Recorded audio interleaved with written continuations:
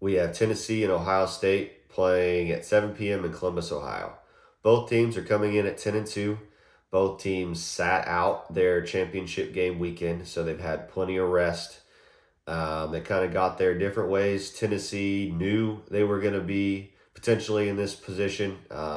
They were able to kind of just accept their fate and know that they could be hosting, but there was a strong possibility they could be on the road. Mentally prepare for this one. Whereas Ohio State were supposed to be in their Big Ten championship game, get the rematch against Oregon, and then they just kind of get smacked in the mouth at home by Michigan as 20-point favorites. They lose that one. So they got a really bad taste in their mouth. Ohio State fans aren't happy. So I'll be interested to see which team shows up in this one, and if they can, yeah, if they can show up and really compete well with this Tennessee team, because I think they're just two very different mindsets coming into this one. Like I mentioned earlier, I think this Ohio State Tennessee game is similar to the Notre Dame Indiana game. I think it's a coin flip game. I think both teams are very similar on paper. They've got similar strength of schedules, same records. So it's going to be a very evenly matched, well fought football game. Super excited to watch. This was one of my games where I was like, this is the game I'm most excited to watch in the first round of the playoffs. So let's kind of get into the keys and what I think will be the difference in this one. So my key for Tennessee in this one is they have got to be able to run the football. So Ohio State is coming in with the sixth best run defense, giving up just under 100 yards at 97 per game, whereas Tennessee is coming in with the 10th best rushing yards per game with 262.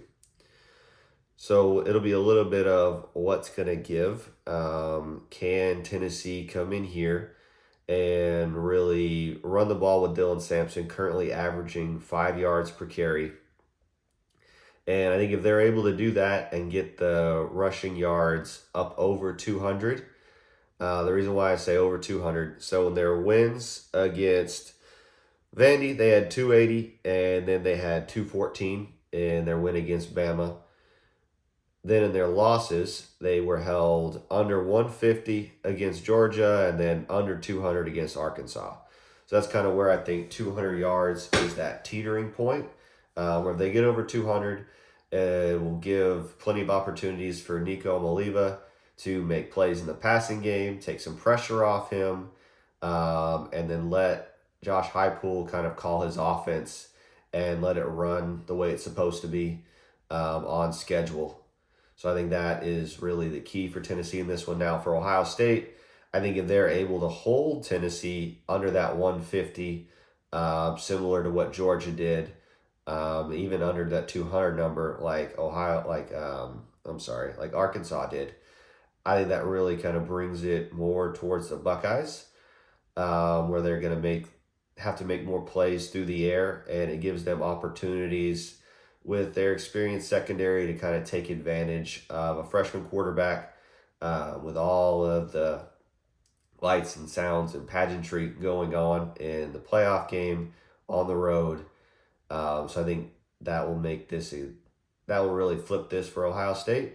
Now the key for me for Ohio State in general is just going to be their offense. So they're going up against arguably one of the best defenses they faced all year. Tennessee is ranked sixth in the country just in yards allowed, giving up just over 100 yards on the ground and then 180 through the air. So less than 300 yards per game they're giving up. Tennessee only gave up 212 against Vandy, 230 against UTEP, and then they did in their loss to Georgia, they gave up 450.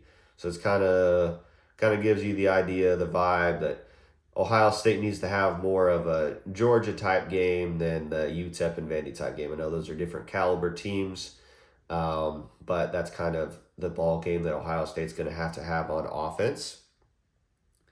And then Ohio State, speaking of that, is kind of trending downward.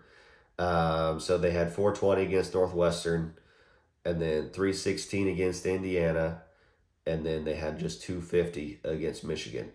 So I know they won against Northwestern and Indiana pretty handily, but they lost to Michigan, and they had really kind of that rock fight where they were trying to outrush against Michigan and they weren't able to do it. So I think Ohio State is going to have balance and kind of move the ball similar to how they did against Oregon or against Indiana a couple weeks ago. They need to have over 300 yards, I think, combined through the air, on the ground, have some balance, move the ball, and then kind of use home field advantage to their advantage and kind of play the way they're supposed to. I think that is what Ohio State will have to do to win this one. Now, for with all that with Tennessee, though, I think if they are able to lock down the receivers and force Ohio State to get into a I'm tougher than you kind of rushing, I'm going to run the ball through you, you're going to run the ball through me kind of matchup, I think that definitely favors Tennessee. If they can force Ohio State to become one dimensional, then I think, yeah, that'll favor Tennessee in this one. As I was mentioning earlier, I think this is that one of those coin flip games where a couple things go one way or the other.